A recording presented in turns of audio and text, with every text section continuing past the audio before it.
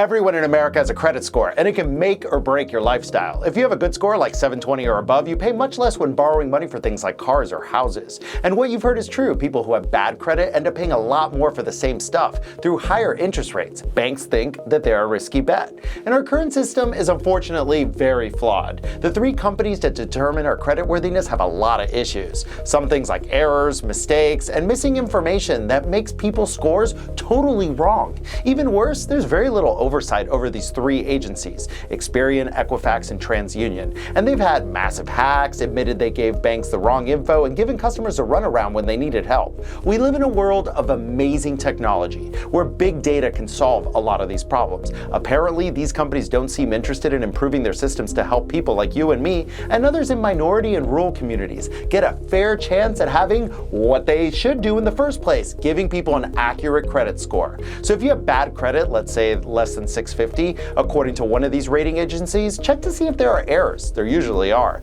Our system is broken, and you need to make sure that you're monitoring these companies that don't really care about you and me. Fixing America's credit rating system should be a public priority for Congress and politicians everywhere. If these companies aren't doing a good job, it's time for everyone to get involved, including lenders, the government, and we, the people, who have been repeatedly hosed by these folks to take action. America is about competition, and when you only have three companies monopolizing a space, you can imagine that they're not very motivated to do better. Only public pressure will force them to make sure you and I aren't paying too much for our next loan. Like this video, follow us at Bold TV. Until next time, I'm David Grasso.